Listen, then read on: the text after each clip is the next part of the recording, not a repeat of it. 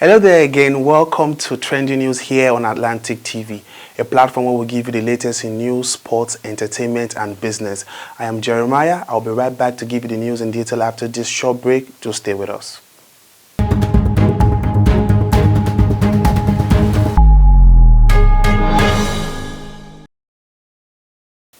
Welcome back. Jumping into our first trending news for the day. There will be credible elections come 2023 ex-Nigerian president.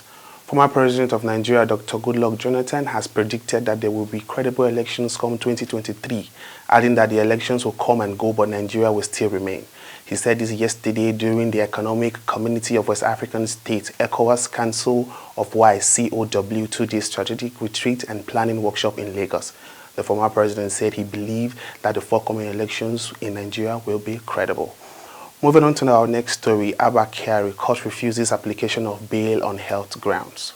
The suspended Deputy Commissioner of Police, Abba Kyari, who is currently in the custody of the National Drug Law Enforcement Agency, NDLEA, over his alleged involvement in drug trafficking, has been denied bail application on health grounds. Justice Ian Edem of the Federal High Court in Abuja, Monday, refused to order the federal government to release the detained Deputy Commissioner of Police from the custody of the NDLEA. The judge rather ordered that Kyari put the federal government on notice of the existence of the suit he instituted against it. Moving on to our next story, Kebbi State government denies claim of 13 schoolgirls married to bandits. 13 girls of the Federal Government College Benin Yahure in Kebbi State were reported to have been married to bandits who abducted them 8 months ago. The special advisor to Governor Atiku Bagudu of Kebbi State, Malam Yahya Sarki, told reporters that the government were not aware of the sad development. Moving on to our next story, APC South-South endorsed Kogi State Governor for presidency.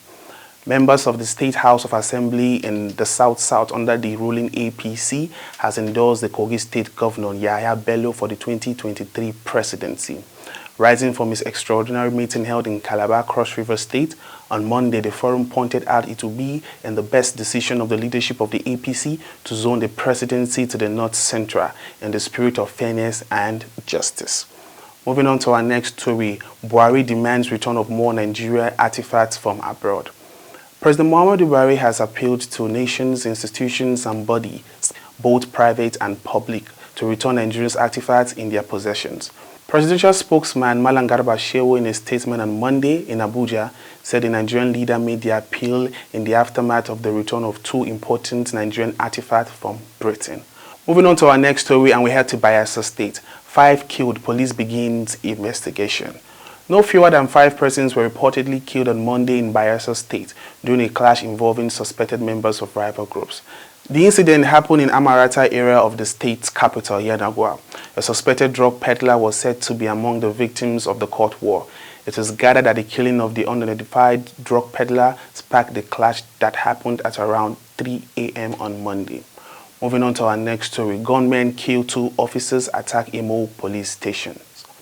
2 officers of the Isu Police Division, Imo State, have been killed following an attack by gunmen. A statement from the State Police Public Relations Officer, CSP Michael Abata, said the gunmen struck at about 11:30 p.m. on Sunday, shooting sporadically and thereafter detonated an improvised explosive device. He stated that the policemen on ground engaged the gunmen and gave them a hot chase, resulting in some arrests. He also said, however, the police lost 2 officers in the process. Moving on to our next story, stop playing politics with Electoral Act, Presidency tells interest group. Some political parties and civil society organizations continue to mount pressure on President Muhammadu Buhari to sign into law the Electoral Act Amendment Bill. The presidency Monday warned interest group to desist from playing with such, as he describes it, as cheap politics, saying the right thing will be done within the lawful time. The presidency said that President Muhammadu Buhari has 30 days as prescribed by the Constitution to act on the bill, adding that the executive still has time to do its due diligence until March the 1st. Moving on, we give you entertainment news. Daddy Freeze challenges Pastor Ibiomi to a doctorian battle.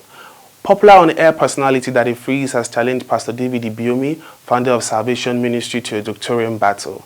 He publicly declared his interest to challenge him to an online debate where they will tackle some doctrines. Daddy Freeze made this known on his Instagram page while reacting to a statement he made where he condemned non-tithers. The clergyman stated that failure to pay tithe is criminal, punishable, and attractive to curses. disproving his statement that the Freeze called on him to engage in a friendly doctoral debate where they would talk about the need for tithing. He expressed his interest in hosting him to an online debate where both views can be heard, with the public being the judge. Moving on from entertainment news, we give you news happening across Africa.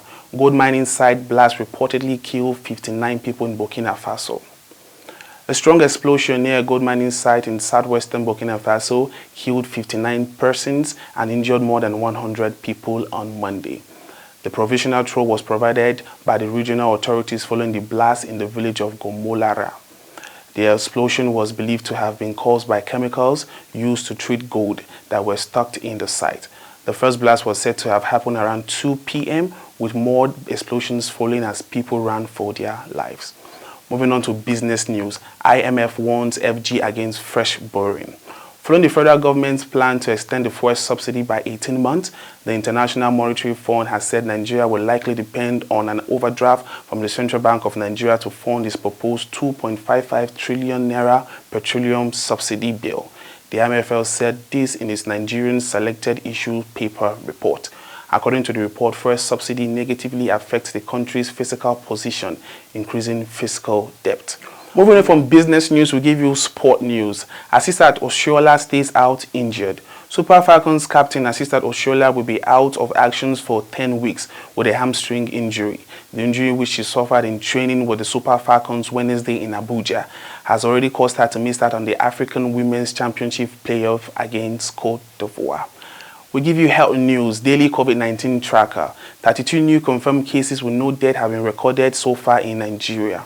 Nigeria currently has a total confirmed case of 254,325, with a total active case at 20,390, bringing the total discharge number to 230,793, and the total death rate stands at about 3,142 so far.